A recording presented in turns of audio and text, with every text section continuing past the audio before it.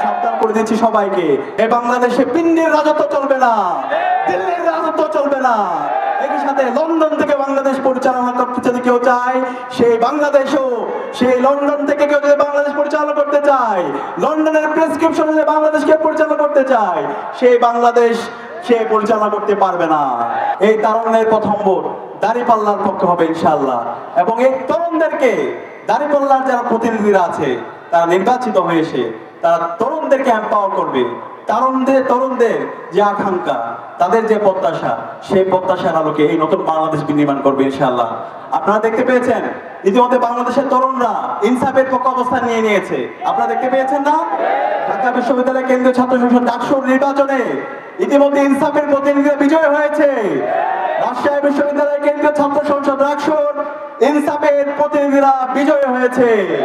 চট্টগ্রাম বিশ্ববিদ্যালয় কেন্দ্রীয় ছাত্র সংসদ চাকসুর ইনসাফের প্রতিনিধিরা বিজয় হয়েছে।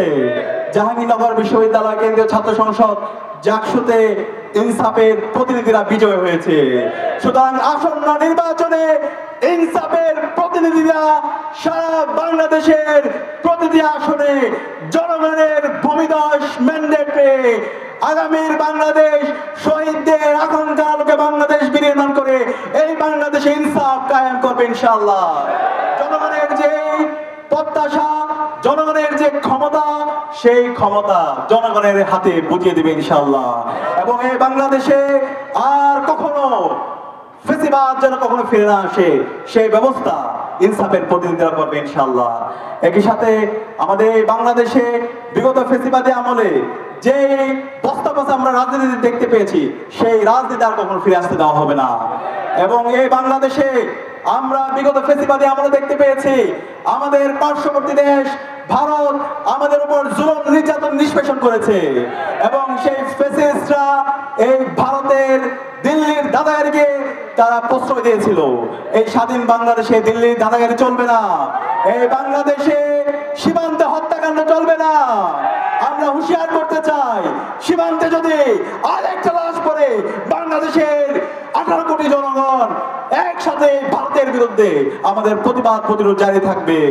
আমরা সাবধান করে দিচ্ছি, বিগত সময়ে এই সীমান্তে যত হত্যাকাণ্ড হয়েছে, এই সকল হত্যাকাণ্ডের বিচার এই স্বাধীন বাংলাদেশে হবে। এই ভারতের প্রেসক্রিপশনে এই বাংলাদেশ চলবে না, বাংলাদেশ চলবে এই বাংলাদেশের মানুষের যে প্রত্যাশা, শহীদদের যে আকাঙ্ক্ষা, সে আকাঙ্ক্ষার আলোকে। এই বাংলাদেশে পিন্ডির রাজত্ব চলবে না, দিল্লির রাজত্ব চলবে না। একই সাথে লন্ডন থেকে বাংলাদেশ পরিচালনা করতে যদি কেউ চায়, সেই বাংলাদেশও সেই লন্ডন থেকে কেউ যদি বাংলাদেশ পরিচালনা করতে চায়, লন্ডনের প্রেসক্রিপশন যদি বাংলাদেশকে পরিচালনা করতে চায়, সেই বাংলাদেশ সে পরিচালনা করতে পারবে না। আমরা সাবধান করে দিচ্ছি সবাইকে, এই বাংলাদেশ যদি পরিচালনা করতে হয়, বাংলাদেশের মাটিও মানুষের নেতা হতে হবে, মাটিও মানুষের নেতাদের সাথে, মাটিও মানুষের সাথে মিশতে হবে, গণমানুষের নেতা হিসাবে নিজেকে গড়তে হবে। কাজের মাধ্যমে, যোগ্যতার মাধ্যমে, কথা এবং কাজের মিল রাখার মাধ্যমে আমাদেরকে প্রমাণ করতে হবে কারা জনগণের আকাঙ্ক্ষার কথা বলে, কারা জনগণের প্রত্যাশা পূরণ করে।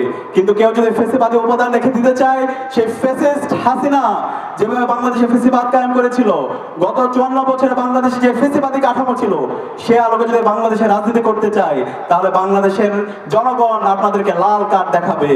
এই স্বাধীন বাংলাদেশে রাজনীতি হবে জুলাইয়ের আকাঙ্ক্ষার আলোকে, শহীদদের আকাঙ্ক্ষার আলোকে।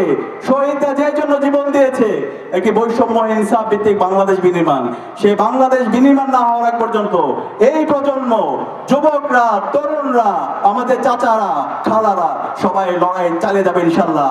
আপনারা কি প্রস্তুত আছেন? ইনশাআল্লাহ আল্লাহ পাক সুবহানাহু ওয়া তাআলা আমাদের এই প্রচেষ্টাকে কবুল করে নিক। আগামীর যে বাংলাদেশ হবে, সে বাংলাদেশ হবে ইনসাফের বাংলাদেশ। আগামীর যে বাংলাদেশ হবে, সে বাংলাদেশ হবে তিতুমিরের বাংলাদেশ। আগামীর যে বাংলাদেশ হবে, সে বাংলাদেশ হবে শাহজালালের বাংলাদেশ। আগামীর যে বিপ্লব হবে। পরবর্তী সংবাদ দেখার জন্য আমন্ত্রণ এবং সাবস্ক্রাইব করে বার্ড নিউজের পাশে থাকুন।